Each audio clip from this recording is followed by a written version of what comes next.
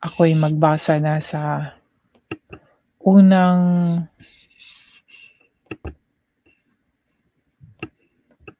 kabanata.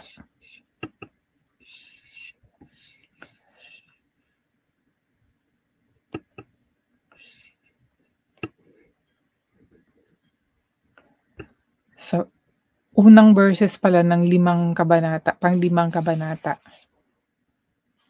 So yan mga kaibigan, tandaan po natin mga kaibigan yung ni-review ko po, no? Kung paano tayo kakausapin ng Diyos. Sa pamagitan ni Jesus Christ ay makakausap natin ang Diyos. Diba amazing, dadaan pa talaga kay Jesus Christ? Pero hindi yan sila magkaiba. Magkaiba sa word, Ama at Anak, Espiritu, pero in spirit, isa lang yan sila mga kaibigan. Nagkaisa na sila. Marami tayong pagbabasihan, gaya ng sinabi niya, ako at Ama ay isa.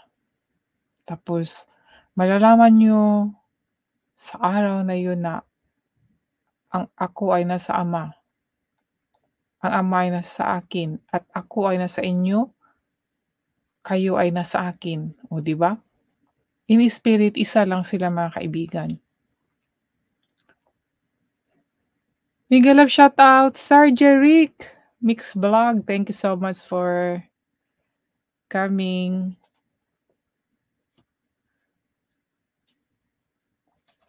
Umpisahan ko na pong basahin mga kaibigan itong pang-limang kabanata mula sa unang bersikulo hanggang sa 14.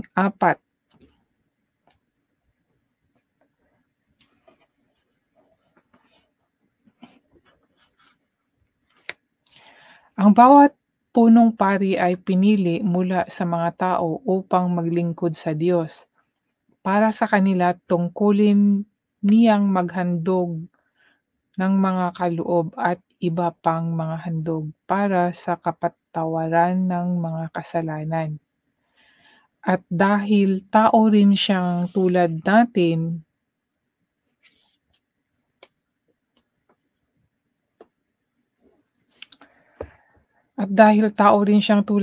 na may mga kahinaan, mahinahon siyang nakikitungo sa mga taong hindi nakakaalam na naliligaw sila ng landas. At dahil nagkakasala rin siya, kailangan niyang maghandog, hindi lang para sa kasalanan ng mga tao, kundi para rin sa sarili niyang mga kasalanan.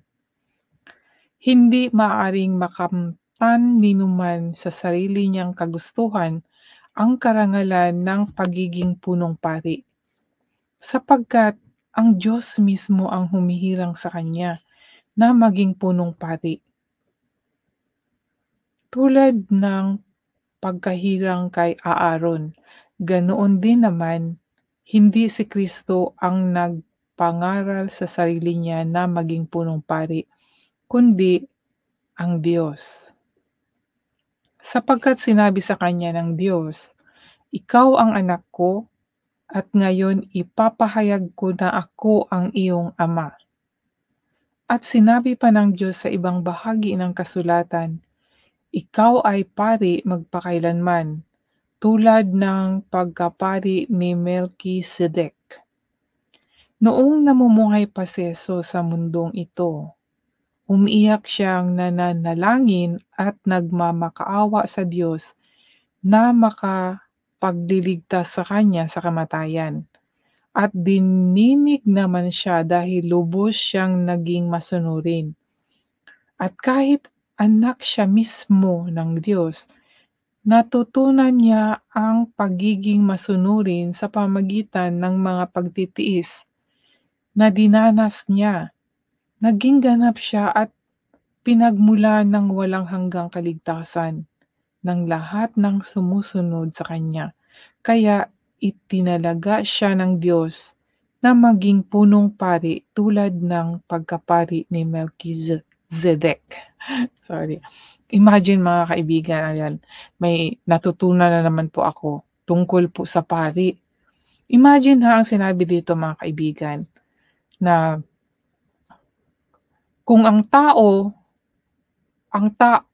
kung ang pari ay mula sa tao, yung anointed, pero hindi mula sa Diyos ano, itong pari na 'to ay maghahandog din kasi nga tao lang siya at magkakasala din siya. Kaya tayo mga kaibigan, na ano ko lang, nung sa Katolik pa ako 'di ba tayo nangungumpisal tayo, nag-confess tayo sa pari. Pero itong pari na 'to ay nagkakasala din siya kasi ayon dito, unawain nating mabuti mga kaibigan ang sabi. Ang bawat punong pari ay pinili mula sa tao upang maglingkod sa Diyos para sa kanila 'no? Tao po ang pumili nito. Nitong mga pari, tao po ang pumili. Dahil sinabi, bawat punong pari ay pinili mula sa tao upang maglingkod sa Diyos para sa kanila. Para din sa tao 'no? Tungkulin niyang maghandog ng mga kaloob at iba pang handog para sa kapatawaran ng mga kasalanan. Yan, tungkulin. Tungkulin ng mga pari, mga tao. Dahil tao rin siyang tulad natin na may kahinaan. O 'di ba? So itong mga pari, mga kaibigan, tao tao ang pumili sa kanila para maging pari,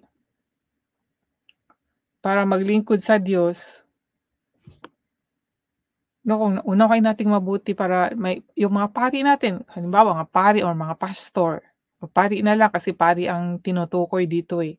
Yung pari po sa Katoliko 'no, kasi Katolik po ako, eh.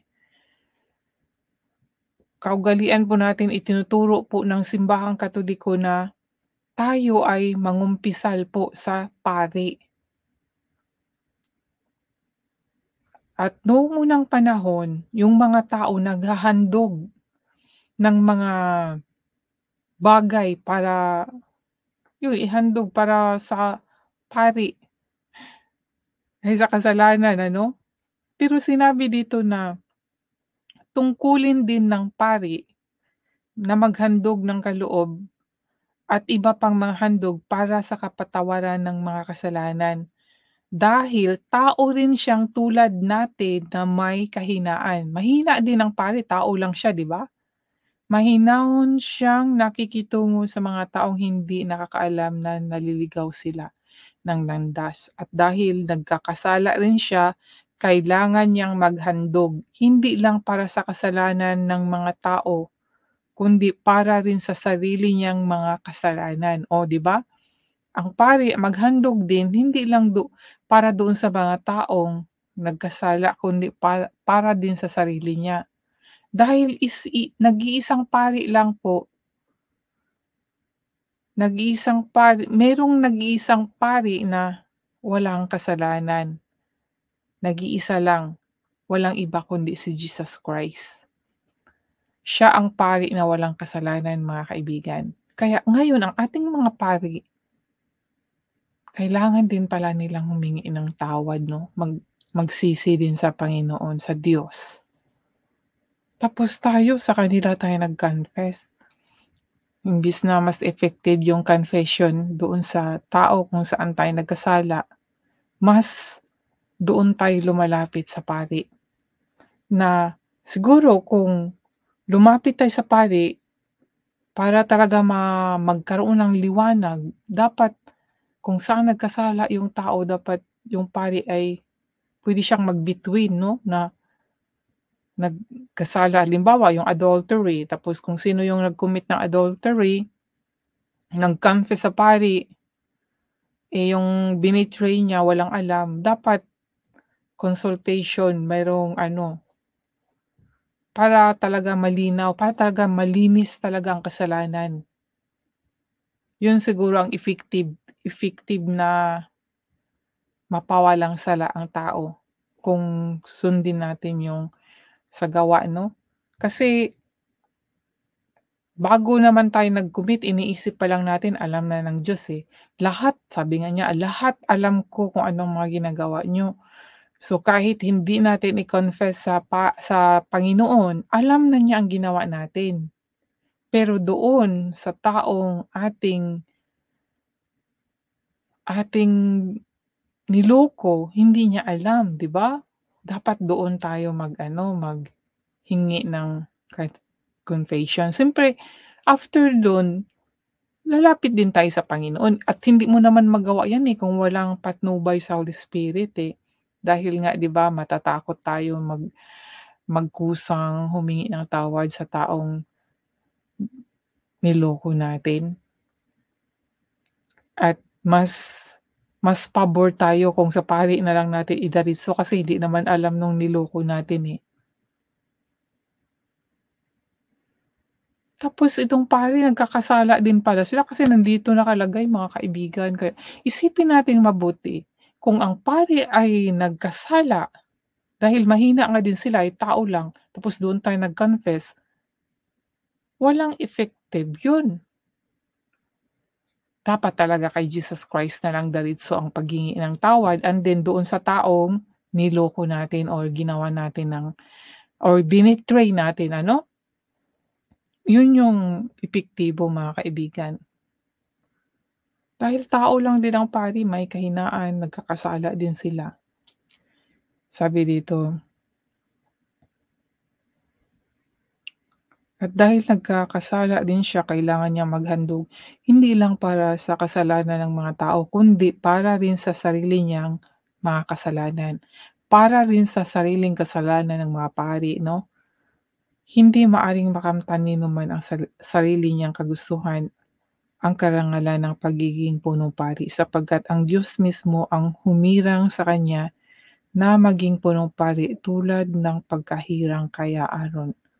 Ganoon din naman, hindi si Kristo ang nagpangaral sa sarili niya na maging punong pari kundi ang Diyos. Sapagkat sinabi sa kanya ng Diyos, "Ikaw ang anak ko at ngayon ipapahayag ko na ako ang iyong ama." Sinabi pa ng Diyos sa ibang bahagi ng kasulatan, "Ikaw ay pari magpakailanman tulad ng pagkapari ni Melchizedek." Dito sa ano, kahapon nabasa ko ito dito sa chapter 4, sabi dito, "Kaya panghawakan nating mabuti ang pinawalaan natin dahil mayroon tayong dakilang punong pari na pumasok sa kalangitan at walang iba kundi si Jesus na anak ng Diyos." So si Jesus Christ ang dakilang punong pari mga kaibigan. Nadarama rin ng ating punong pari ang lahat ng kahinaan natin.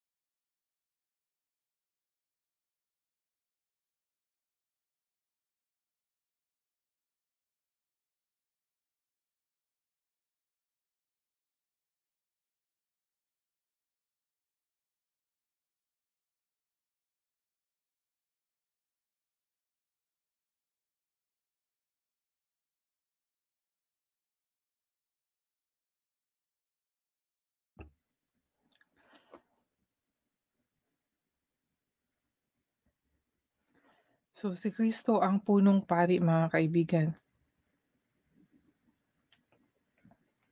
Siya ang paring hindi nagkakasala.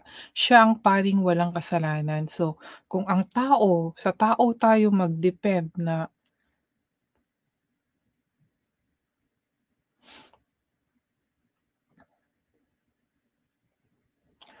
kung sa tao tayo pinili ng mga tao, kung sa itong pari na pinili lang ng tao, tayo mag-depend mga kaibigan, magtiwala sa kanila na sila din mismo ay nagkakasala din.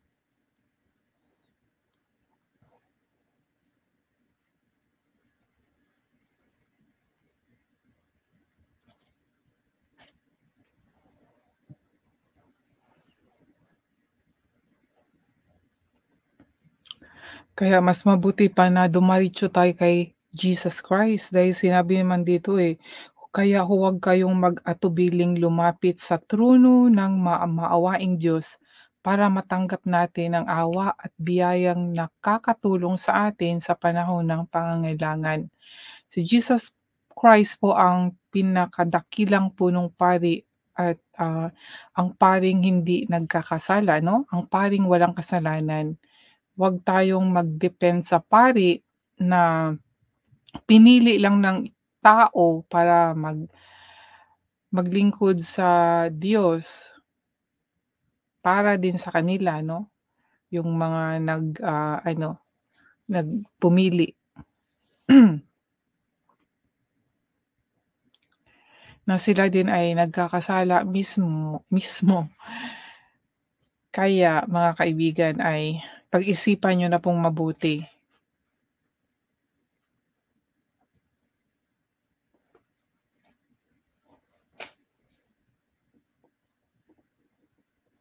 Klaro po dito mga kaibigan, ang bawat punong pari ay pinili mula sa mga tao 'no. Hindi si Jesus Christ ang tinukoy dito kasi sinabi, ang bawat punong pari. Take note po, punong pari, i-ano na lang natin, ihambing natin kay Pope kasi siya ang punong pari ng Katoliko, 'di ba? At siya ay tao lang. So, may kahinaan, ibig sabihin ng nagkakasala din siya. Kumpara kay Jesus Christ na walang kasalanan, hindi nagkakasala. Sino ang lalapitan mo? Itong punong pari na may kahinaan or ang pari na walang kasalanan na siya ang siya ang makakatulong sa atin ng ating pangangailangan sa panahon na tayo ay nangangailangan ng tulong, si Jesus Christ. Mga kaibigan, dito sa chapter 5 at dito sa 4 'no, magkadugtong ito, tungkol sa punong pari. So, mayroong punong pari na may kahinaan, nagkakasala. 'Yan yung pinili ng tao, hindi pinili ng Diyos. 'Pag, ang pari na pinili ng Diyos, siya ay hindi nagkakasala, walang kasalanan. Si Jesus Christ marami tayong maihahambing sa kanya. Kagaya naman dito, siya na naman ay itinuring na punong pari. Merong shepherd, ngayon dito punong pari. Merong merong manggagamot 'no? Kaya makapangyarihan talaga itong si Jesus Christ, halos lahat nasa kanya. Siyempre dahil siya ay Diyos, hindi naman siya kagaya natin na tao lang. Ang natural talaga ni Jesus Christ ay natural niya ay Diyos, hindi tao. Kasi siya sa umpisa pa lang mula siya sa langit. Sino ang nandun sa langit, 'di ba, yung mga na ma-imagine natin yung kaharian ng Diyos, mga kingdom ng Diyos, 'di ba, yung mga ganyan, 'pag sa langit ma-image na natin nandoon yung tahanan ng Diyos. Hindi siya dito sa mundong ito galing, kundi sa langit. Kaya hindi nakapagtataka kung lahat puwedeng ihambing sa kanya, puwedeng i-describe sa kanya.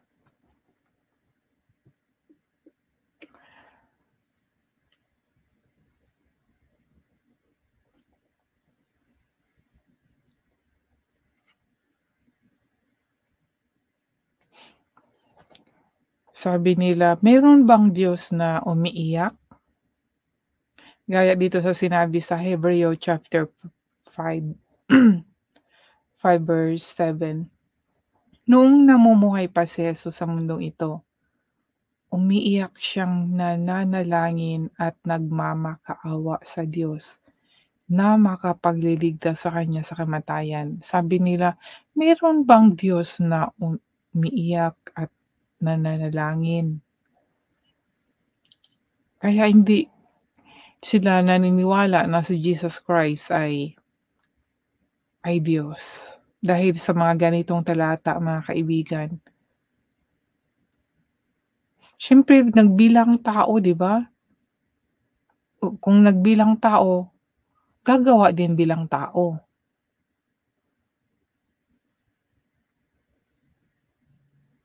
Yan po ang hindi nila naunawaan.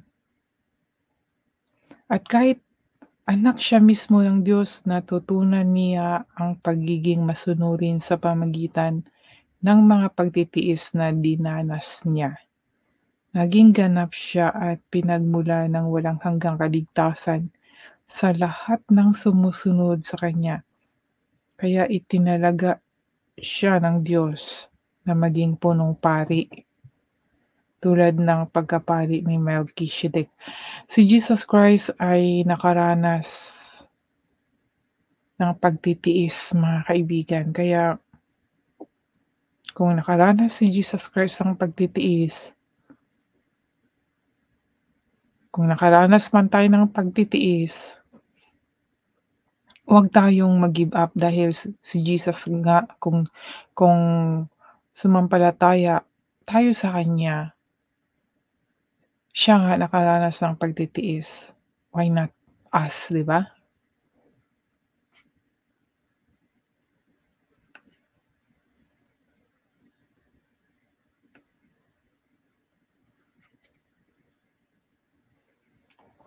Kung kung ang kapalit naman ng pagtitiis ay kagalakan naman pagkatapos nun, kaysa ngayon hindi tayo magtiis, puro mga kasayahan or gusto lang natin na meron na kaagad, mga buhay na masagana. 'Pag, 'pag na-outbalance naman yun, bumaba. Kasi walang forever, walang forever na tagumpay, lalo na kung mula sa kasamaan, ano?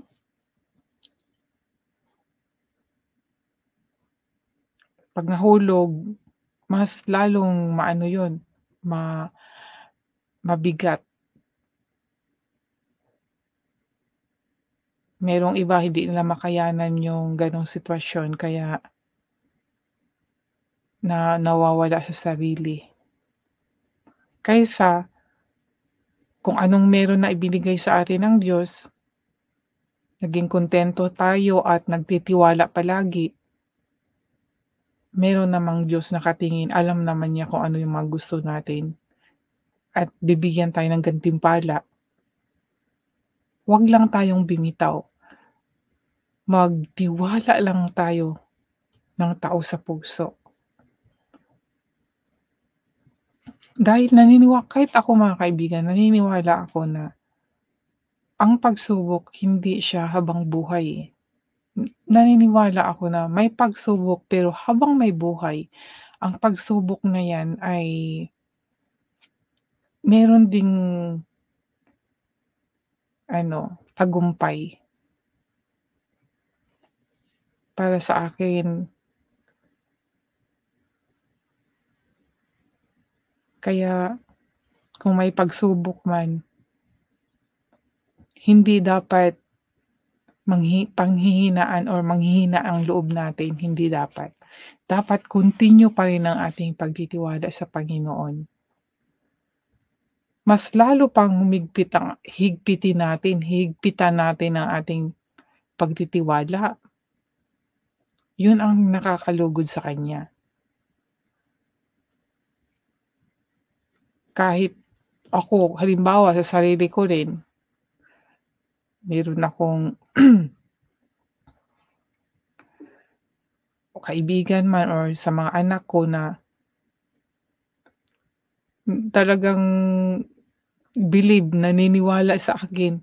Siyempre matutuwa ako dahil yung parang faithful ba, naniniwala talaga na kaya ko. Gano'n din ang Diyos, na kahit sa pagsubok natin sumampalataya pa rin tayo, naniniwala pa rin tayo, matutuwa sa atin ang Panginoon dahil hindi tayo bumitaw sa Kanya. Continue pa rin yung pagtitiwala natin.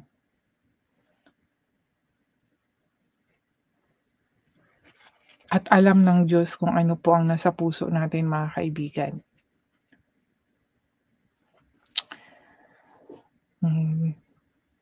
Kaya ito ang aking maibahagi dito sa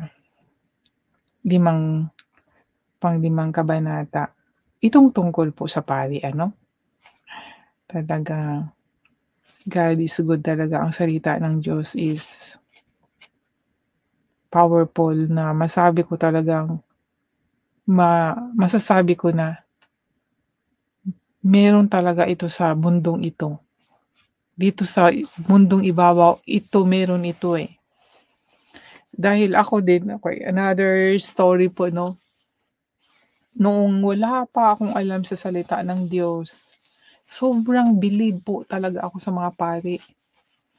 Para sa akin po yung bang respeto talaga ako sa kanila at yung bang bilib ako na ang nasa isip ko na ang lapit nila sa Panginoon, ang lapit nila sa Diyos dahil nagsasalita sila sa salita ng Diyos, eh, at maraming mga taong nagrerespeto sa kanila, kung ano yung inuutos nila, sinusunod. Basta ang number one na ko na ang lapit nila sa Diyos, yun po talaga ang aking nai-image mula pa nung bata ako. Kaya natatakot ako lumapit sa mga pari, natatakot ako magtanong. Ngayon nalaman ko another wisdom na ang pari ay may kahinaan din, nagkakasala din sila. So dapat din pala, sila din pala ay dapat humingi ng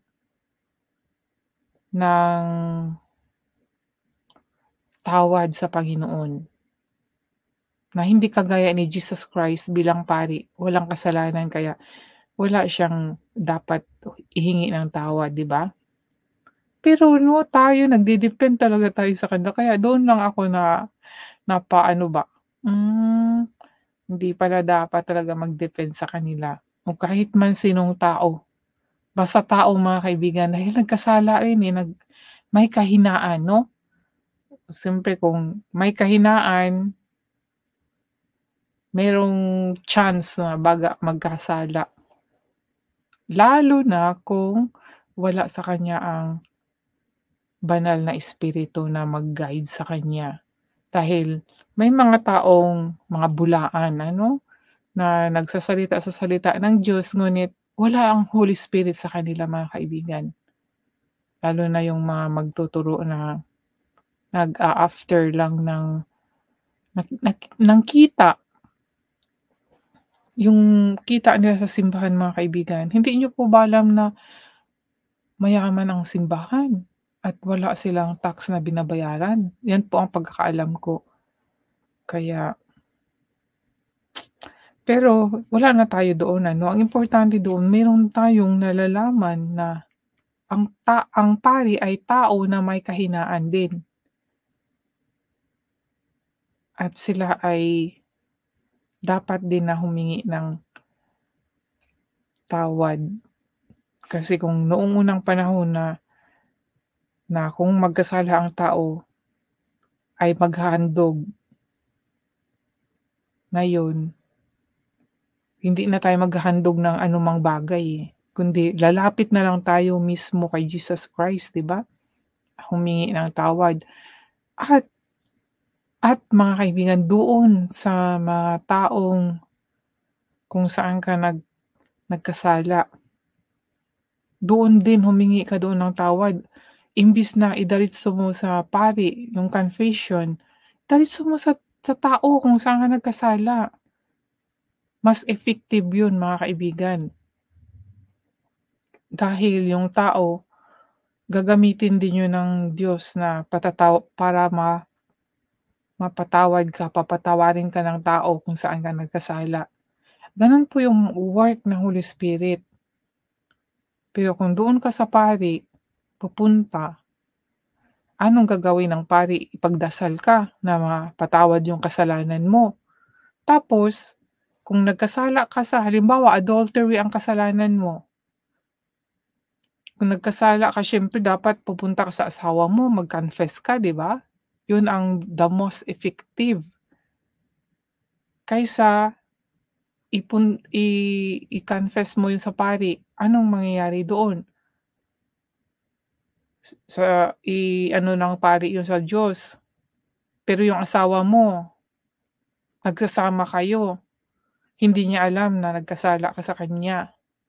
Paano doon yung ano, yung totoong pagkapatawaran, 'di ba? One-sided. Hindi alam, blind ang asawa mo, ikaw lang nakakaalam at akala mo napatawad ka na dahil sinabi mo na sa pari, himingi mo na sa Diyos na mag-ano ka, pero meron pa rin talagang kulang para sa akin kaya kaya masabi ko na hindi fully born again ang isang tao in spirit dahil hindi pure ang pagsisisi, hindi pure ang confession. Blind ang asawa, eh, hindi niya alam na nagkasala at marami ito sa panahon na ito mga kaibigan, mga kapatid. Isang-isa itong pangangalunya, ang common sins po, 'no? At iba-ibang bagay kung hindi lang sa pangangalunya or something, halimbawa nagnakaw ka, kung kanino ka nagnakaw, tapos sabihin mo sa pari, "Nagnakaw ako, ninakawan ko yung kaibigan ko, yung asawa ko, yung kapitbahay ko o sino man diyan." Hindi nila alam yung ninakawan, siyempre naghahanap na saan na yung mga bagay na nawala sa kanya, tapos iba yung pinaghihinalaan niya, tapos ang totoong gumawa ay nag ano lang, yun bang nanahimik, hindi nagsasabi, pero sinabi niya sa pari. Para sa akin, okey yung pag-confess niya pero parang dili gyud siya hindi talaga siya effective kasi yung yung ninakawan niyang tao ay hindi alam, eh, ang ginawa, eh, kasi dapat magsisisi kayo, eh. Magsisisi tayo at, magpatawaran. Doon natin maano talaga yung totoong pagsisisi mo mga kaibigan natin. Kung totoo talaga ang pagsisisi natin, kung saan tayo nagkakasala, kung nagkasala man tayo sa tao, dapat brave tayong umamin sa kasalanan natin doon sa taong nagawa natin ng hindi mabuti, imbis na sa pari. Para sa akin ha, para sa akin po 'to mga kaibigan. Pero kung mahina ang loob mo na magsabi mismo doon sa taong ginawan mo ng hindi mabuti, mag-confess ka sa pari at magpasama ka na, tulungan ka na para ma-open up kung ano po yung kasalanan mo, para ma-clear talaga ang konsensya mo mga kaibigan. Hindi mo ba nasubukan i-examine mo po mismo ang sarili mo kung ang kasalanan mo sa tao hindi mo sinabi sa kanya ngunit sinabi mo sa pari. Examinin mo kung ano talaga ang dinadala ng iyong konsensya. Kung nagkaroon ka ba ng kalinawan. Yun po, maano po, eh, kasi hindi magiging clear or magiging pure ang puso kung meron pa ring kasinungalingan na nasa ating puso. Alam natin mismo at alam natin kung bakit hindi tayo face to face na mag-confess 'no, ano, sa taong ginawa natin ng hindi mabuti. Nandoon yung takot, 'di ba? Kaya bilang turo ng ating mangangaral na yun nga, confession ay mapapatawad. Pero ang ano doon, ang effective doon 100% guarantee ba na talagang ma-pure heart ka, talagang mag-change ang spirit mo? God is watching us mga kaibigan. Tayo sa totoo lang madali tayong makaano sa Panginoon. Lord, forgive us kasi hindi natin siya nakikita, eh. Pero doon sa taong ginawa natin ng hindi mabuti, maka-direct ba tayong magpunta? 'Di ba umiiral yung pride? Ayoko nga, 'di ba, 'pag gano'n. At nandoon din yung, "Ay natakot ako baka suntukin ako." 'Di ba, gano'n. So, tayo alam natin mismo kung bakit hindi makakapunta sa tao kung saan tayo nagkakasala. Pero para sa akin mga kaibigan, go direct to the person kung saan ka po nagkasala, kung meron ka mang kasalanan na nagawa sa kapwa mo, 'no?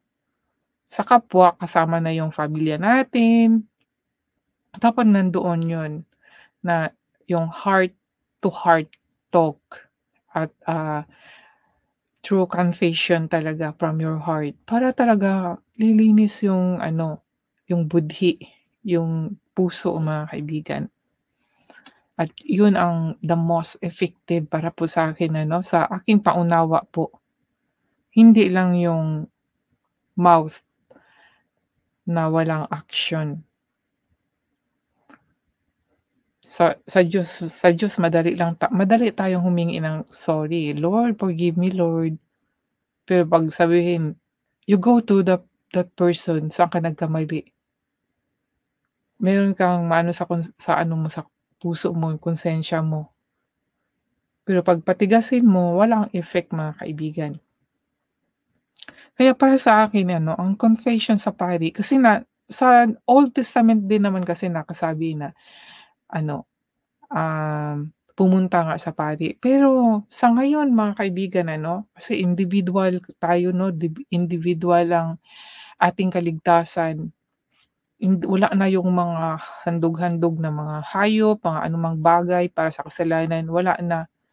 Kundi confession and, faith kay Jesus Christ and surrender. Itong confession talaga, yung mayroong work talaga ito. Uulitin ko po, we should confess sa tao kung saan po tayo nagkakasala. Pero kung hindi ka nagkakasala sa tao, malinis ang konsensya mo, so siyempre sa Diyos kung ano man yung bumabagabag sa isipan mo ano, kung wala kang kasalanan sa tao, hindi ka nagnakaw, yung sa Ten Commandments na lang. Hindi ka nagnakaw, hindi ka nangangalunya, hindi ka nagsisinungaling, ano pa ba, hindi ka naninirang puri, yung mga ganyan, malinis yung puso mo. Pero kung meron kang mga sinasambang Diyos-Diyosan, yun sa Diyos na yun 'no, direct to God na yun kung tungkol sa pagsamba. Dahil sinabi, huwag kang sumamba ng Diyos-Diyosan ano. Ngayon kung may Diyos-Diyosan ka, sumamba ka ng ibang Diyos-Diyosan, sa Diyos ka humingi ng ano, kasi ang Diyos lang ang puwedeng magbigay ng ano nun, kapatawaran, hindi ang tao. Pero kung naka-commit ka ng kasalanan sa kapwa natin, sa kapwa mo, humingi ka talaga doon sa kanya ng, tawad, parang reconciliation. Para doon mo malaman na pinatawad ka ng tao, automatically God forgive you. Yun yung manifestation, nakikita natin ang ano ng Panginoon, ang power niya doon. Pero kung hindi ka pinatawad ng tao o ng kapwa mo, ng taong pinagkasalanan mo, hindi ka niya pinatawad, huwag kang mag-alala, basta ang importante doon, ikaw mismo nasabi mo na sa kanya ang kasalanan mo. Hindi ka niya pinatawad, naggalit siya sa'yo, binugbog ka, pero na-confess mo na yun, yun ang ano, yung clear talaga ang konsensya mo doon. Hindi ka ano, hindi hindi ka doon talo, panalo ka dahil na-overcome yung bang na-surrender mo talaga yung kahinaan mo, yung kasalanan mo talagang nasabi mo. Panalo ka doon mga kaibigan, na baga ang naghahari na kasamaan ay natalo siya, ikaw ang nananalo. Yun po yun doon mga kaibigan, eh. Kaya ang confession, 'pag nagkasala ka sa kapwa, tapos hindi mo sasabihin sa kanya kung saan ka nagkasala, wala, talo ka pa rin. Alipin ka pa rin ng ano, ng kaaway ng Diyos mga kaibigan. Pero kung matapang ka, talagang gusto mo talaga na mapalapit sa Panginoon, sasabihin mo sa kanya. Pero alam mo ba mga kaibigan, sa pangunawa ko 'no, kung taos-puso talaga ang pagsisisi mo na gusto mo yung i-confess ang kasalanan mo na nagawa mo sa kapwa mo, hindi ka pababayaan ng Diyos. Kasi before ka pumunta sa taong iyan, siyempre magdasal, 'di ba? At ihingi mo sa Panginoon na hindi ka masaktan, hindi ka sasaktan ng taong ginawan mo ng kasalanan. Alam mo ng Diyos ang puso nun. Yun yung mga work ng Diyos na talagang amazing, kaya amazing talaga ang Diyos mga kaibigan. Kung gusto mo talagang, "Lord gusto ko mapalapit sa'yo at itong kasalanan ko, gusto kong mag-confess talaga sa kanya Lord, pero may takot ako." Ang Diyos na ang gagawa doon, niya ang puso ng taong ginawan mo ng kasalanan. Kaya nga mga kaibigan, eh, sa experience ko ano, hindi naman ganyan yung sinabi ko, eh, hindi yung sinabi ko ngayon hindi po gano'n ang nangyari sa buhay ko. Kundi ang takot may takot po talaga ako, nakagawa ako ng kasalanan. Ang sabi ko lang na 'pag mayroong good timing, mag-confess ako sa aking kasalanan. Lagi kong naano 'yun sa isipan ko talaga kasi siyempre nabagabag na, eh, nagi-guilty na, eh. 'Pag may ano, 'pag merong timing, sasabihin ko na yung nagawa kong kasalanan. And then yun nga, kinonsensya dahil sa mga post sa Facebook. Tapos sabi ko, kung ano naman ako, magsasabi naman ako 'pag meron ng good timing. Pero hindi pala ako ang masusunod, hindi yung good timing na sinasabi ko. na plano ko kundi ang Diyos.